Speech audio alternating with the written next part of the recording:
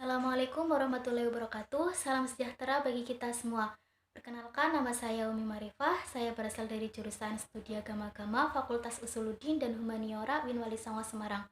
Video ini saya buat guna memenuhi tugas ujian akhir semester mata kuliah Agama Kristen. Di sini saya akan menerangkan sedikit mengenai sosok Maryam dalam Katolik. Maryam atau Bunda Maria adalah Bunda Allah dan Bunda Gereja.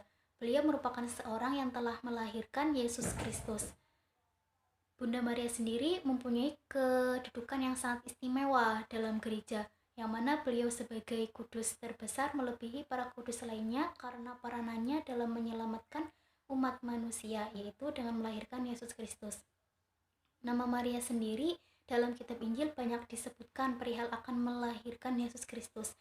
Akan tetapi sangat sedikit sekali ayat-ayat Injil yang memaparkan kisah dan sejarah mengenai ibu Yesus. Nah, adapun berita tentang Maria melahirkan Yesus itu terdapat dalam kitab Injil Matius.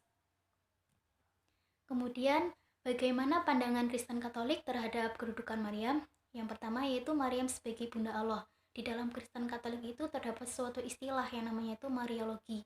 Nah, apa sih Mariologi itu? Mariologi merupakan suatu teologi yang berhubungan dengan Maria, Sang Bunda Allah, dengan julukannya juga sebagai Sang Perawan Suci, karena ia adalah Ibu Tuhan. Ia memiliki sebuah martabat yang tak terhingga yang berasal dari kebaikan yang tak terhingga pula. Kemudian yang kedua itu Maria bebas dari segala dosa. Nah, di dalam Kristen itu terdapat suatu kepercayaan yang namanya kepercayaan kepada dosa asal. Maksudnya itu setiap manusia yang lahir setiap manusia yang dilahirkan itu dalam keadaan berdosa yang sudah membawanya dari Adam, kakek moyangnya yang tidak patuh kepada Allah. Nah, di sini mereka percaya bahwa Maria itu bebas dari segala dosa karena kasih karunia Tuhan yang berdasar pada jasa Yesus Kristus. Kemudian yang ketiga itu Maria tetap perawan. Nah, dalam Katolik mereka percaya baik sebelum, pada saat maupun sesudah Maria melahirkan Yesus Kristus, Bunda Maria tetap dalam keadaan perawan. Kemudian yaitu yang keempat, Maria itu diangkat ke surga. Nah, Gereja Katolik mengajarkan bahwa Bunda Maria diangkat ke surga berdasarkan tradisi suci yang sudah diimani oleh gereja sejak lama, namun baru ditetapkan menjadi dogma melalui pengajaran Paus Pius XII pada tanggal 1 November 1950. Kemudian yang terakhir itu ada patung Maria. Nah, patung Maria ini biasanya itu di dalam gereja itu terdapat terdapat gambar maupun patung Kristus dan para kudus. Nah, di sini di antara para kudus tersebut, patung dan gambar Maria lah yang menempati posisi paling depan.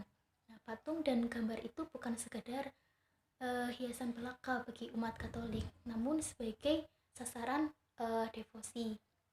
Selain itu, patung Maria dan Santo juga mempunyai fungsi yang lain, yaitu agar memudahkan untuk memusatkan perhatian kepada Santo selama berdoa. Kemudian apabila dilihat dari segi Islam, Maria merupakan sosok yang dipilih Allah Subhanahu wa taala karena sangat luar biasanya ibadah, kesubudan, kemuliaan, kesucian, akhlak dan kepribadiannya yang membuatnya amat sangat dikasihi oleh Allah Subhanahu wa taala. Nah, kemudian Maryam itu diberi keistimewaan oleh Allah Subhanahu wa taala berupa diberi seorang anak laki-laki, melahirkan seorang anak laki-laki tanpa ada seorang lelaki pun yang menyentuhnya. Nah, selain itu di dalam Al-Qur'an itu terdapat salah satu nama surat yang namanya itu surat Maryam. Nah, nama Maryam yang disebutkan di salah satu kitab suci Al-Qur'an itu mempunyai tujuan yang mana agar kisahnya itu dapat dijadikan sebagai ibrah atau pelajaran bagi umat-umat manusia. Sekian dari saya. Wassalamualaikum warahmatullahi wabarakatuh.